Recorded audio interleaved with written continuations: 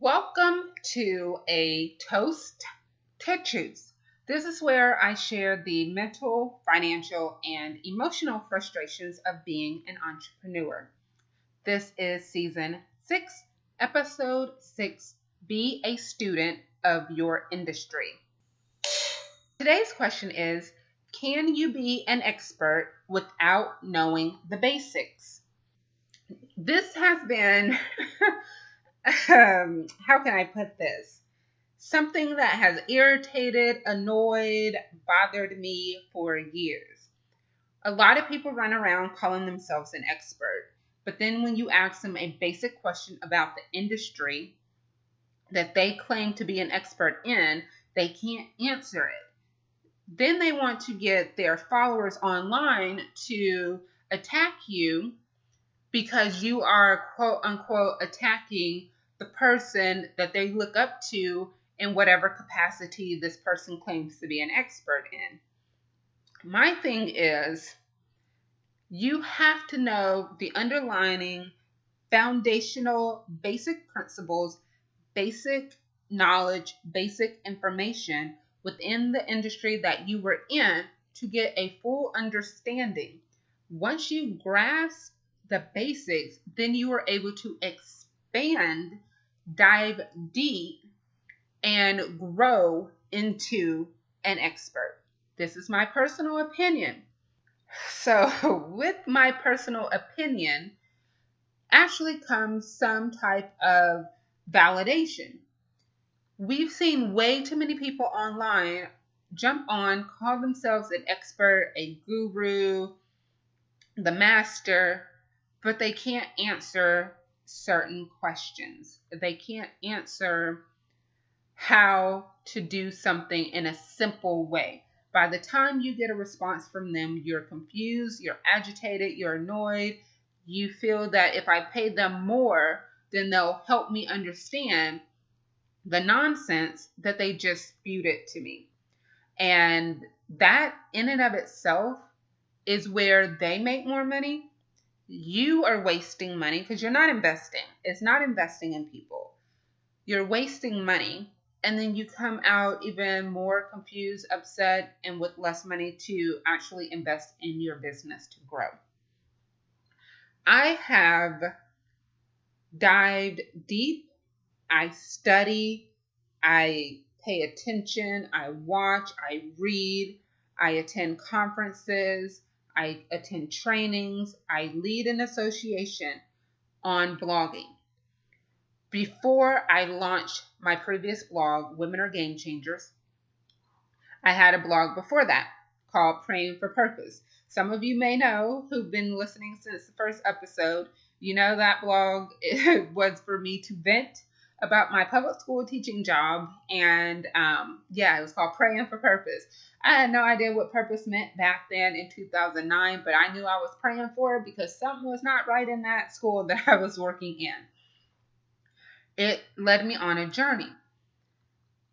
I started Women Are Game Changers in 2011, but before I launched that blog, before I wrote a single blog post, before I even had the name for the blog, I was at the Houston Public Library with the librarians, and we were looking for books on blogging and social media. I knew if I wanted to get back into blogging and I wanted to do it well, I needed to know more about what I was getting into. Little did I know before I started the research that blogging was becoming an industry in 2011. People were making money, but most of the people who were making money were more of the skilled technical people. Very few people were making money who were considered influencers. Not many people understood how to monetize. They were just doing it for the love of blogging. I get chastised for saying that I jumped back into blogging with the sole purpose of it being a way for me to make money. I do not shy away from that. I am not ashamed to say it. You are not going to bully me into saying that what I feel is wrong. Blogging, after I started doing the research, I saw was an industry. It was still in the infancy, per se, but it was an industry nonetheless. And I wanted to be part of this industry. I wanted to make money in this industry. I wanted to grow and learn in this industry. And that I will not apologize for at all, because I like to write. And why couldn't I get paid for writing? Why can't I get paid for creating content that people like to read? Why can't you get paid for creating videos, for creating podcasts, for creating blog posts? Correct? Why can't we get paid on things that we like to do, things that we're good at, things that other people enjoy receiving from us in some form or fashion? So going back to me doing the research, I started reading everything I could, every book that I could on blogging. I did not jump on Google. I went and I read a book, actual books. I read several of them. After I read the books, I wrote out some plans. I did a little bit of research online. I started paying attention to what I saw. I went through, it was Rosetta Thurman's 31 Days to Reset Your Life Challenge. I remember that. So I have been following the Happy Black Woman for a very long time. But I went through her 31 Days to Reset Your Life Challenge in September 2011. In the middle of that challenge is when I decided to start Women Are Game Changers. I started it September 17th at 2 a.m., literally 2 a.m. in the morning, because I just felt I needed to start this blog. I started that blog with the sole purpose of it being a way for me to make money. And it did. 6 weeks later, I got my first paid opportunity, and I made money in different ways with that blog before I sold it. But I did not teach other people how to start a blog before I made money. Why? I made money rather quickly. I'll put it this way. I made money before other people who claimed to be an expert in blogging actually made their first dollar. And this was from a person I did not even know. Like, they were based in DC. I was based in Houston. They found me on Twitter. They asked, was I in Houston and could I cover a particular event for them? And they would pay me to cover the event and to write a blog post for their website. That was it. That's when I was like, oh, I can get money from this. And then it just evolved into other things. I started doing social media consulting. I started covering events. I became people's blogger for their particular events. So it just grew from that first initial way for me to get paid. I've never stopped learning. I used to go to conferences all the time, specifically about business, not so much blogging, because a lot of the blogging conferences were just, to me, they were just annoyingly fluff. I was not learning anything about the business of blogging. I know how to write. I write very well. I've written very well most of my life. I'm very good with words. I'm very good with having you connect with the words that I write. So me attending all these blog events and that's all I'm learning, it was getting frustrating for me to continue to pay money to attend these types of events. So I started going to just business events. Then I started making money going to these events because I became a business blogger. So people started paying me in different ways to learn about social media, to manage their social media, for me attending these events. I'm saying all this to say, I wanted to be successful in this space, in the blogging space. In order for me to be successful in the blogging space, I had to learn how it worked. I had to learn the basics. In 2011, 2012, 2013, it was still a lot of people learning how to monetize. Now you have everybody and their mama saying they know how to teach you how to make money from blogging. Okay, that's fine. But when I started, there weren't a lot of webinars, there weren't a lot of trainings. A lot of that technology was there, but it was not in a range of affordability for many people. I'll put it that way. So you had to learn a lot on your own or going to conferences. Twitter chats were a great way to learn back then because it was very easy for people to connect and get on Twitter and learn from each other. I have taken the time since 2011, so for the past 6 years, I have taken the time to learn everything I possibly can on the business of blogging. I don't spend time learning how to grow my followers. I don't spend time learning how to create the perfect graphic. I don't spend time learning how to craft the best headline. I learn that information when I attend these conferences because their sessions are there, and I want to learn how to make sure that my craft is of quality. But I spend a lot of my time reading and researching the business of blogging. Who's doing well? How are they doing well? Why are they doing well? What are they doing to do well? When you are in an industry, you want to study people, you want to study the methods, you want to become a student. You want to never stop learning. You don't want to think that you know everything. Blogging consistently changes, probably several big changes a year. As soon as you feel you've learned something, as soon as you feel like, oh, I got it, I could do this, something else comes down the pipeline, something else is changing, something else brings in a curveball for us to add, do, tweak, whatever the case is. You can't stop learning because you feel you've mastered your craft.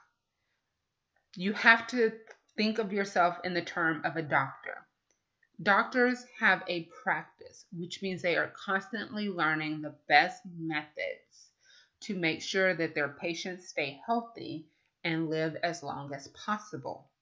If you are creating something, if you are in an industry, you have to practice your craft on a daily basis. You can't just go out there and put out information, market, promote, try to sell, and think that's enough. You also have to take at least an hour a day learning your craft. Once you've learned your craft, once you have read a book, read information, watched a video, then put it into practice as quickly as you can. Why?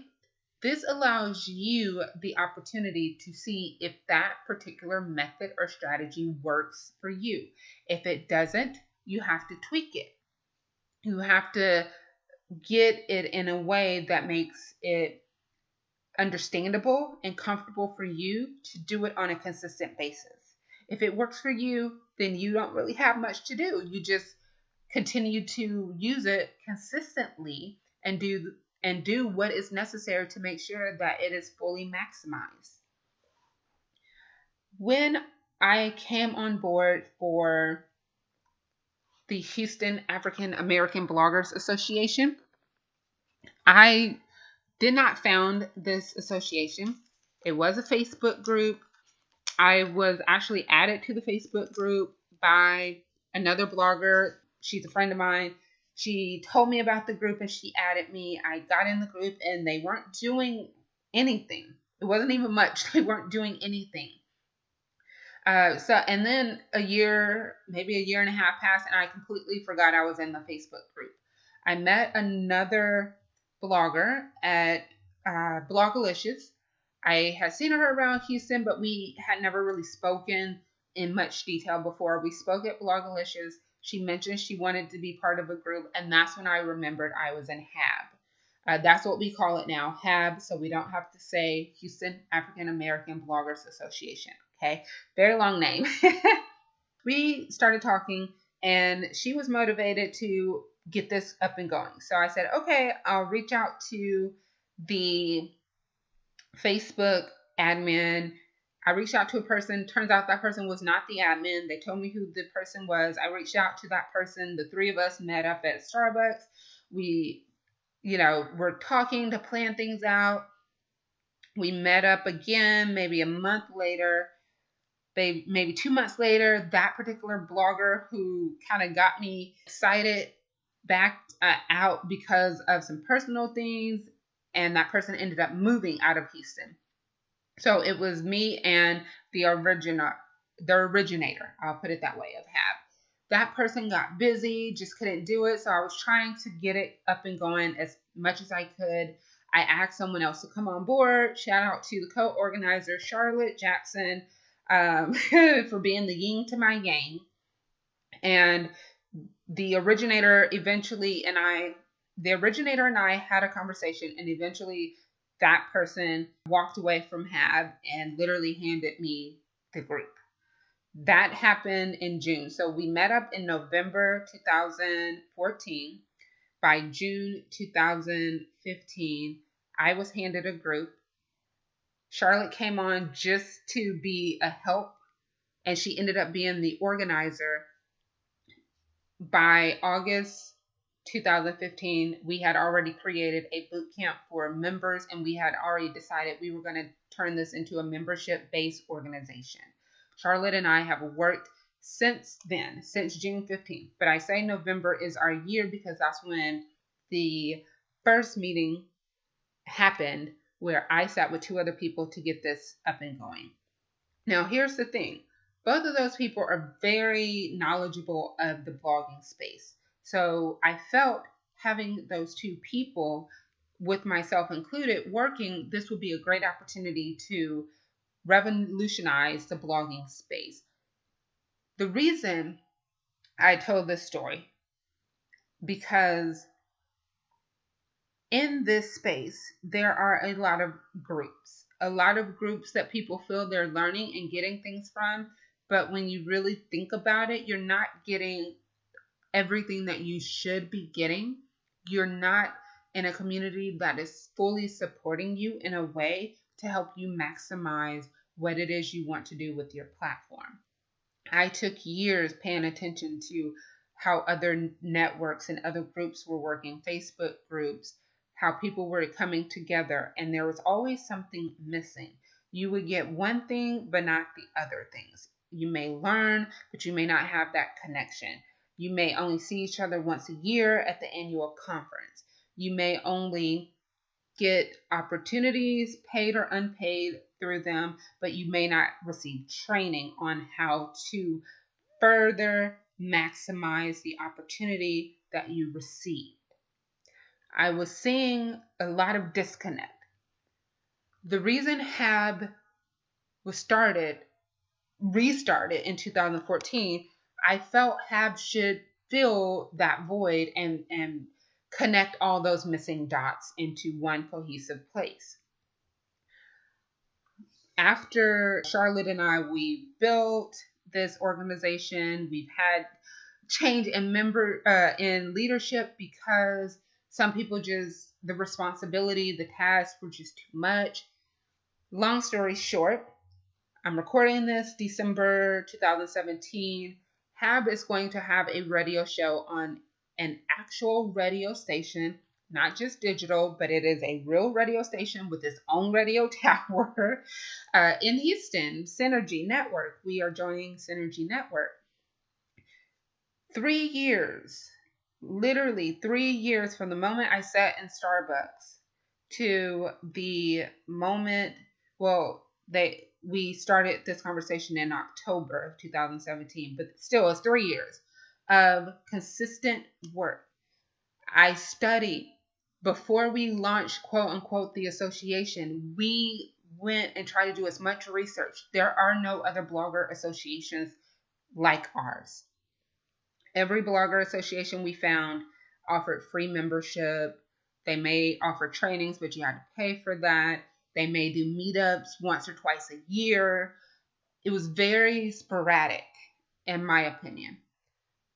We sat down and we created the template, the outline for us to offer monthly trainings, for us to be able to see each other at least once a month, for us to have a connection, for people to meet in the group and then meet up in person.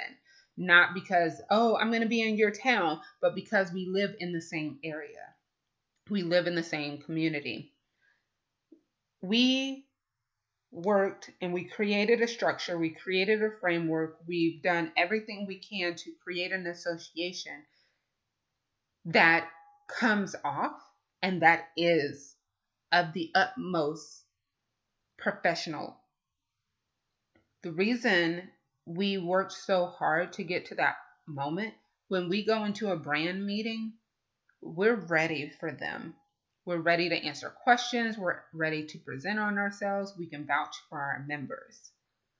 When we walked into the Synergy meeting, we were prepared to tell them what we can do, what we can offer, how we can help them.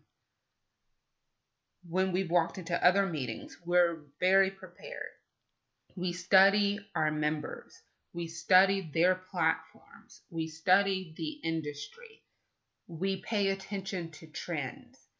This association, because there is not one like it, there's lots of blog associations that they claim to be association, but if you are free, you're not technically an association. Associations, people pay membership dues. Our members pay dues. They pay dues to have access to monthly trainings, to high-level key connections in the city, to paid opportunities.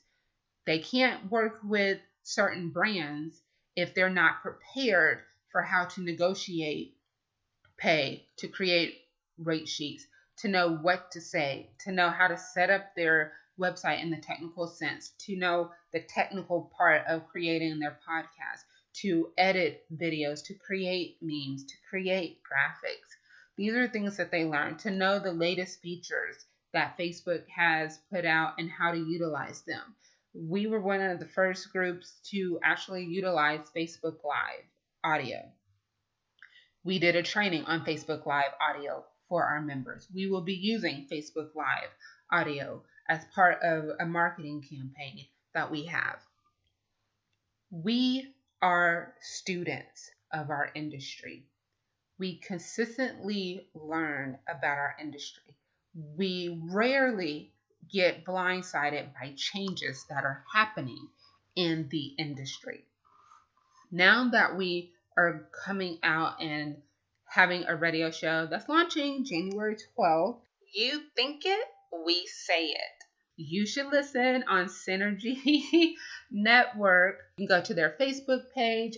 So just go to Synergy Radio Network on Facebook, like the page. Also go to our page, Houston African American Bloggers Association, like the page on Facebook, and you will stay up to date on more information about the radio and other information that we have. But anyway, us jumping into that realm means that we're now studying radio. So the leadership team, we are studying radio. We're studying how they market. We're studying how the show should be put together. We're studying what will work, what shouldn't work.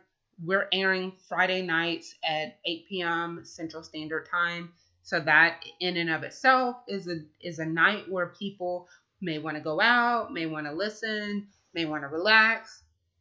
How can we put together a radio show that people are going to want to look forward to listening to every Friday night at 8 p.m. Central Standard Time? If you're not in Houston, then you would definitely want to watch the live stream. But we can't say, oh, we're an expert in radio because we went out and we read a post that someone wrote on their blog that we Googled. We can't say that. We have to learn the basics, how to put together a really good show, how to market a show, how to get listeners, how to get those listeners to tune in every week, how to get those listeners to tell other people to tune in, how to monetize that show, how to work with advertisers, how to make sure that we get paid from the radio station, how to pay each of the members who take part in this particular radio show, how to make sure that we're not just breaking even, but we're making a profit. How do we make sure that the people who are advertising on our show feel that they're getting their money's worth by putting ads on the show? So you see, these are things that you have to learn in order to call yourself an expert. These are the basics. That's the basics that we have to learn in radio. What we learned in what I've learned in blogging, what the other leadership team members are learning, have learned, are sharing about blogging, we now have to take this and do it for radio as well. We want to be experts. We can't think of any other blog group out there that will have their own weekly radio show on a terrestrial radio station. So we are now doing something that if we pay attention and we take notes, then we will be the experts in there because we would have learned the basics of putting together a radio show, getting a radio show as a collective. And then we can be experts and teach other people. But you cannot call yourself an expert if you do not know how to answer the basic questions related to your industry. So we're going to take a quick sip and then we will be right back.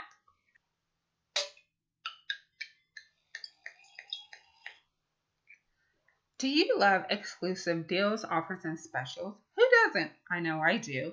If you sign up for my newsletter, the journal entries, then you will receive exclusive deals, offers, and specials from Target.com.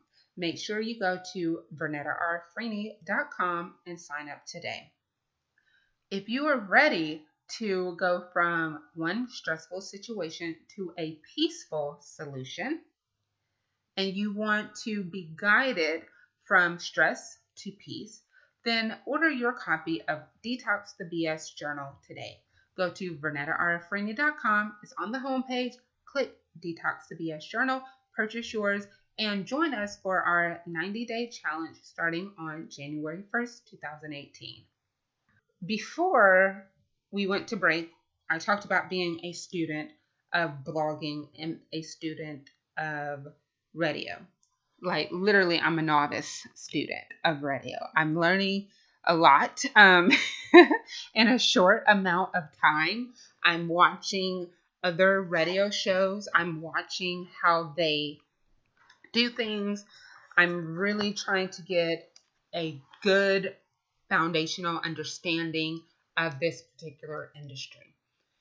I don't need to worry so much about putting together a great show because we have other people in place, leadership team members.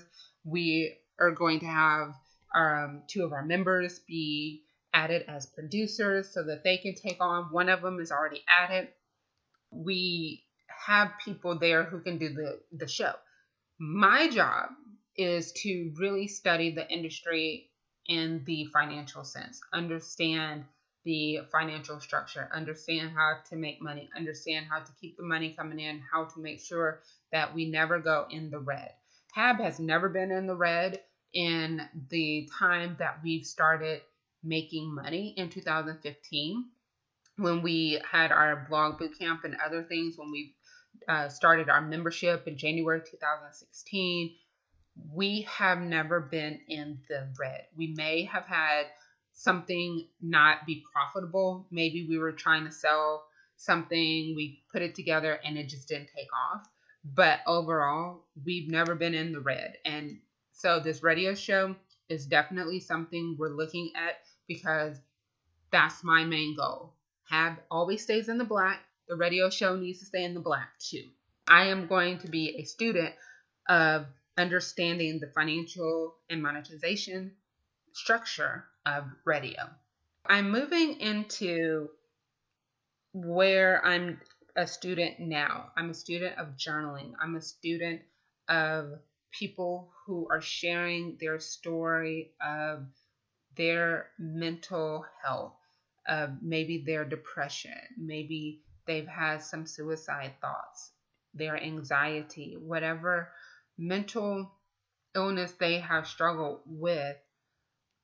I am studying how journaling can be used as a method, as a tool to help them really understand how to define their peace. I've done a lot of research. I've done a few years of research on journaling, actually. With the research, I've looked into There are psychologists, there are medical doctors, there are people who have done studies, who have done research on the therapeutic benefits of journaling. So I pay attention to what they have. I read their studies. I read what they do. I read what other journaling experts have been doing for years. I make sure that I have Google Alerts set up for other people who are in this particular industry so that I can see what they're doing. But I'm a student. I'm a student of journaling. I'm a student of what it is I'm teaching. As a teacher, that is what I trained to do. That is what I have done for 10 years. As a teacher, I always went to professional developments. I probably was the one who went to the most professional developments. Way back when schools had money, you can go to any professional development you want to, and they gave a lot of goodies. So I always went to professional developments so I can get free stuff for my classroom. They started getting stingy, but that's okay. I would still go because I knew that was information. Even if I sat in a boring 2-3 hour training, I probably would still have 1 or 2 things I can take back to my classroom. People always ask, how do you always know what's happening? How are you always on trend? Why are you always doing these cool, innovative things in your classroom? I went to professional development to learn what's happening in education to keep my students engaged. I take professional development now teaching English as a second language to refugees. I don't want them to be bored. I mean, they moved to this country. They're in my class for 2 hours a day. I want them to feel that they're getting something for sitting in my class for 2 hours a day. Same with journaling.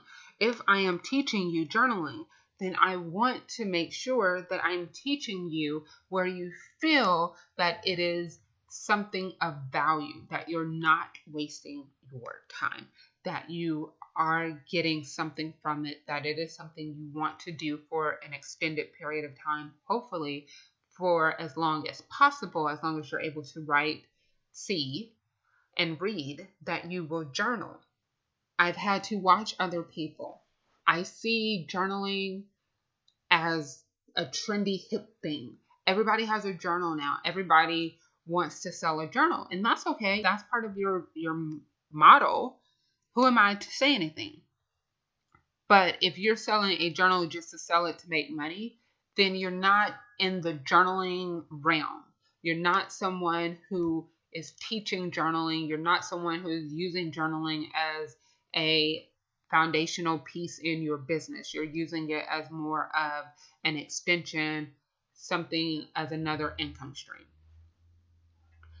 For those who are teaching journaling, and with the Detox to BS Summit 2017, I brought on 2 other journaling experts who teach journaling, and I brought on a therapist. You can always go to BurnettRFrainey.com and click on Detox to BS Summit. Order that 4-day experience. It's 4 videos. We all gave extra goodies in there so that you can really understand how journaling works, how to include it, how to incorporate it into your daily life, and what you really will see as a change in your life once you begin to use it on a daily basis. I'm saying all this to say, teacher and me, I have to make sure that you understand what I'm saying, what I'm sharing with you, the information that I am putting out. I am a student of journaling. I am someone who pays attention to what other people are doing. I am a person who's paying attention to how other people are teaching it, how other people are marketing it, how other people are utilizing it as either the foundation in their business or an extension in their business. Journaling is the foundation in my business. So even though I see a lot of people putting out journals, I see a lot of people starting journal groups. At first, I'm not gonna lie, at first I was a little frustrated because I'm like, you were either on my newsletter list or I invited you to join my Facebook group, and now you want to do something very, very similar. I've had to learn from other people to tell me that sometimes people are inspired by what you do, and maybe they had it on their mind previously, and because you put it out there, now they feel confident in themselves to do it. I still don't know if I like really feel that on some type of level where I'm okay with it, because I'm still side eyeing the mess out of people who are doing exactly what I'm doing, and I invited you into my space, but that's okay. There's room for everybody, right? Now, I, as a journaling expert, as someone who continuously learn about this space, I feel I'm very protective of it, because I hate when people say that they are teaching you to journal, but they don't know the basic things of how someone should start journaling. How do you tell someone else to start journaling? Very simple, in my opinion. You get paper and pen, you set a timer for 5 minutes, and you write whatever's on your mind until that timer goes off. That to me is literally how you should start. If you're giving people prompts and you're telling them to go into deep, that's very overwhelming for a lot of people who hate writing. Not everyone who benefits from journaling initially even like writing. So you have to get them to the point where they become comfortable with using journaling. They can't see it as something they are going to turn into their high school English teacher, who is going to use that wonderful red pen we all love and mark up their journal. A lot of people have that fear.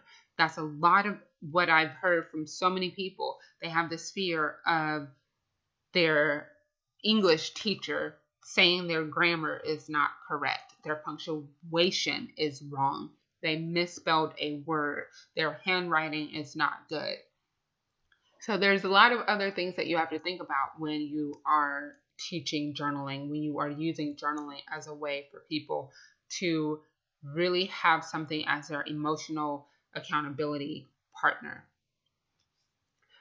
I have tried to look for like seminars, in-person workshops on journaling, not me being a student of it, but of people who are teaching other people how to use journaling. I haven't really found that. So it makes it a little bit harder to really have the information you need to study the industry, but you just keep going.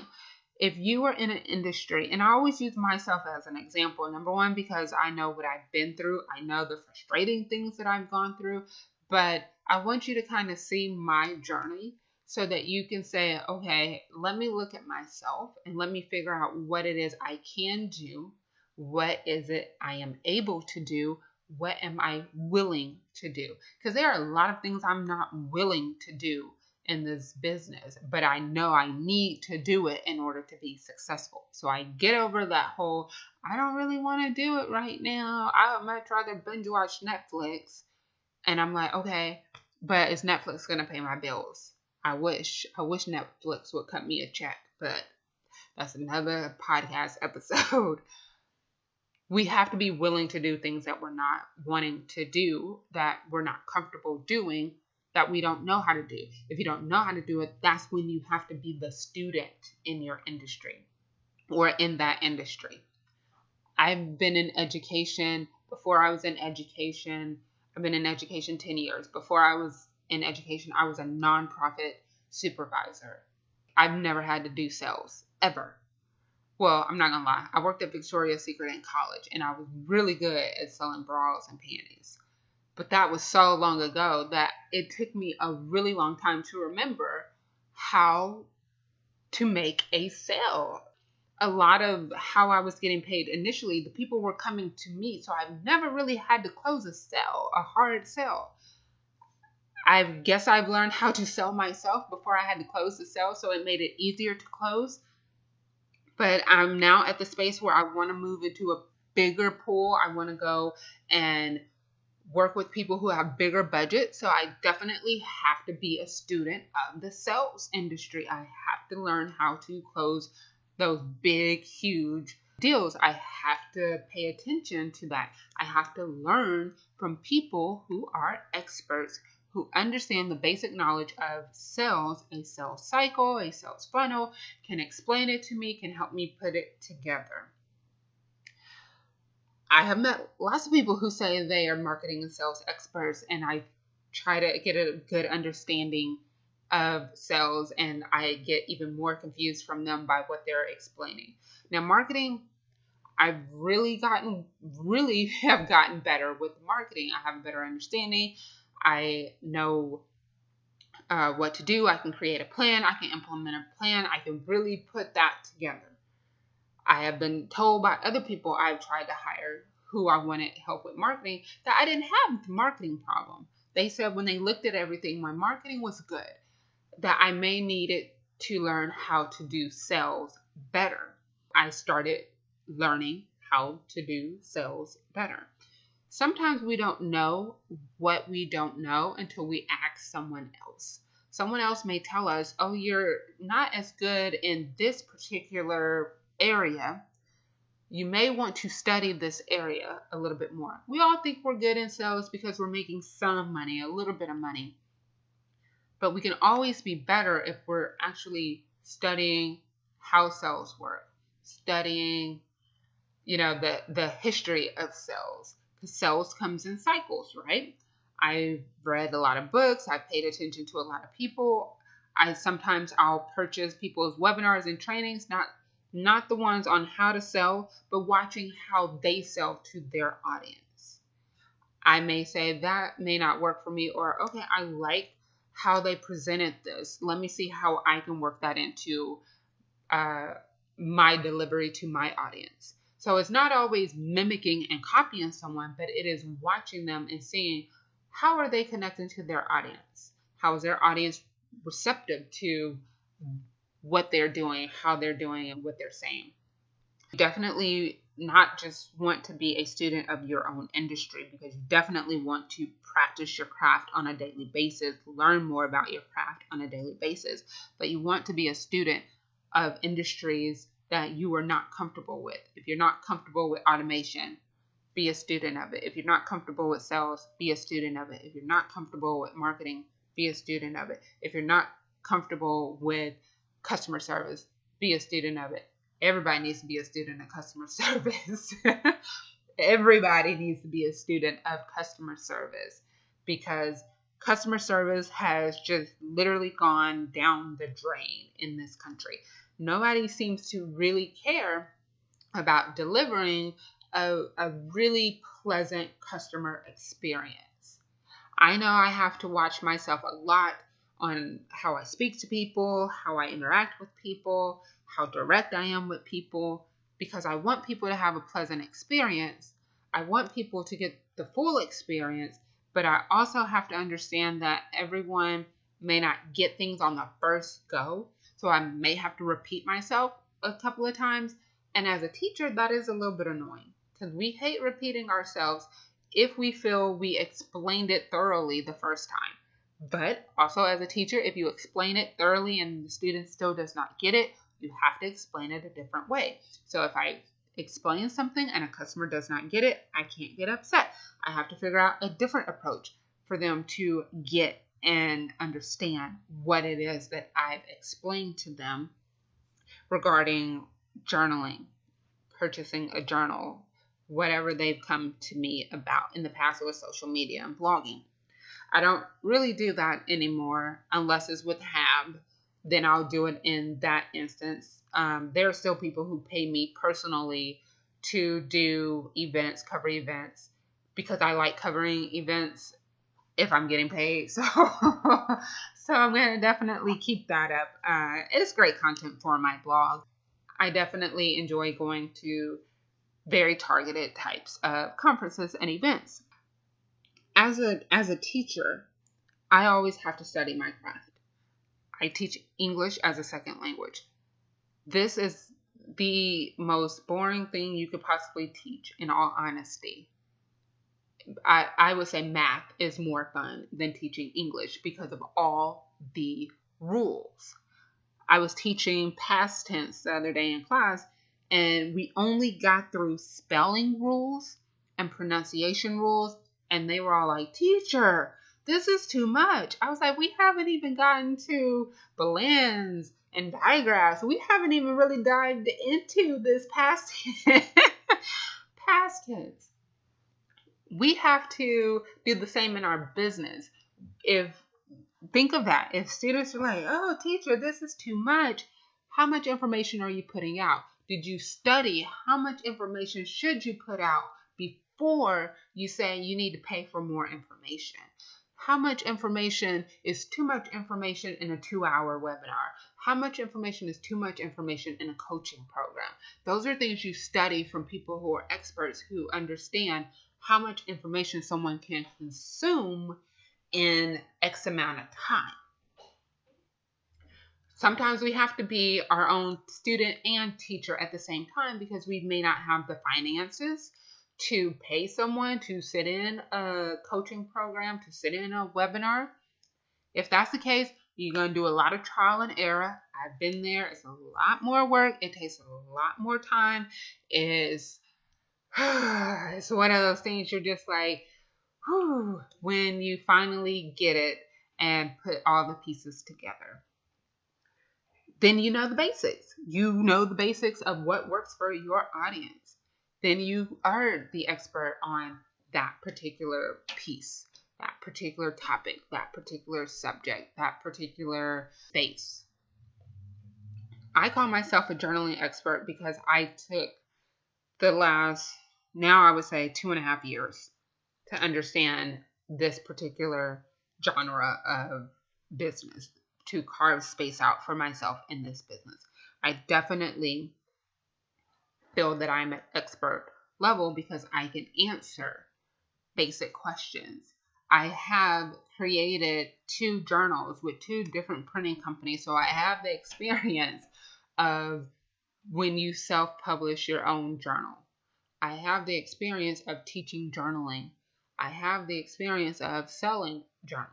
I have the experience of understanding how journals are a therapeutic method for people who are dealing with emotional issues. Now, not the emotional issues where you need a therapist, but maybe you're sad, maybe you're alone, maybe you have depressive moods, maybe you're stressed out, and you just need something that help guide you out of that negative space. I'm an expert because I have taken the time to learn that.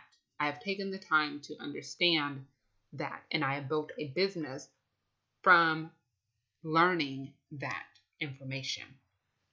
I would say I'm an expert when it comes to creating a blog association. 3 years in, we have been profitable every year. We've landed a radio show in 3 years. That's a big deal. I can say I am an expert with creating a blog association because I know the ins and outs. I know the grunt work. I know the days where you feel like, oh, just up it. I'm going to walk away. I don't want to deal with this anymore. Nothing is working. Why can't it all just come together? 2 weeks later, you get that email that says, oh, yeah, I know what I'm doing. Yeah. But we all feel that way at times. We all feel the frustration of being the student and it's not clicking just yet. Too many of us don't let it click before we move into expert mode. And then you get chastised and you get embarrassed because you call yourself an expert in something and someone asks you a basic question and you're not able to understand it. You're not able to answer their question. You're not able to give the correct information. I tell people in a heartbeat when they ask me something, I say, I don't know. I'm not going to sit there and BS my way through an answer that I have no idea about. I will give you someone who I think or I know is an expert in that field. But I'm not going to sit there and say, let me tell you how to do XYZ, and I've only seen a YouTube video on it. I just really don't think watching a YouTube video makes you an expert. It does not make me an expert. I feel that if you have not really practiced and gotten into the nitty-gritty parts of your industry to really understand the foundational ins and outs, then you are lacking the basic knowledge of your industry, and you definitely should not be calling yourself an expert. Now, if you get all that information and you get it together in a month and you really know how to answer these questions, hey, call yourself an expert. But if you can't answer the basic questions related to what it is you do and your industry, you may want to continue to be a student and really kind of catch up on learning some things so that you can keep that expert title that you have given yourself. If you are a blogger and you don't really know how the FCC is working, especially with net neutrality, I know years from now, if people are listening to this could be, some for the history books or whatever. But if you're like, well, what's going on with net neutrality? And you are a blogger, you're not paying attention to your industry. You're definitely not a student. If you are in marketing and you can't use social media as a marketing channel and you can't use it for yourself, let alone teach other people how to do it, you're not a student of your marketing industry. If you call yourself a publicist, but you don't have any contacts at any of the local TV stations, radio stations, newspapers, how are you a publicist? You need to be more of a student, and you need to stay a student until you start understanding how to get those contacts. If you call yourself an e-commerce expert and you know everything about selling on e-commerce site, and I ask you a question and it's a specific industry question with a specific industry term and you've never heard that term, you're not that great of a student in your industry. You have to know the terms in your industry. You have to know what's happening in your industry. If you don't know, you need to find out. Students, that's what we do. If we don't know, we find out. We have to be those eager beaver students that we didn't like when we were in school, who asked all the questions, who were always wanting to know everything. If you're an entrepreneur, you have to be the eager beaver. You have to be the person who's going to seek out the answer. You cannot wait for someone to give you the answer to a question you have never asked. You will never know anything, and you will never be able to understand the basics in your industry if you consistently wait for someone to come to you instead of you coming to them. So I'm going to go ahead and get us ready for the final toast. I don't really like, these podcasts that feel somber. However, this season I'm talking about karma and destiny. If you do not be a student of your industry, how can you really expect to be an expert? How can you really expect to be an authority? Karma is not going to reward you for the work you do not do. And you definitely will not reach the destiny that you desire of building a billion-dollar company, if that's yours, multi-million-dollar company, a generational company, a figure in your city as a business leader. You won't reach that destiny if you are not a student of your industry and you are not a student who understands the basic foundational principles of what it is you do, where it is you're working in, the space, your industry. You know that, then you can start expanding. You can start diving deep. You can start growing within your industry. But you can't do that when you lack the information and you lack the basic understanding and knowledge of what it is you do in the industry that you're in. So let us get ready for the final toast. So today's final toast is, if you want to be an expert, you need the basic knowledge and understanding of what it is you're doing and where it is you're doing. So that means you need the basic knowledge and information of the business that you have and the industry in which your business belongs. You want to be an expert, you need to be able to answer the basic questions related to your business and your industry. You need to know the terms that are related to your business and your industry.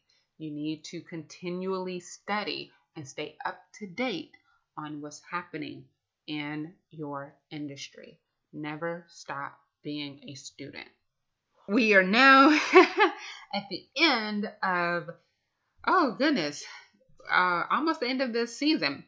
So this has been a Toast to Truth with Vernetta Arfreni. That's me. This is season 6, episode 6, Be a Student of Your Industry and the Consequences I've Encountered.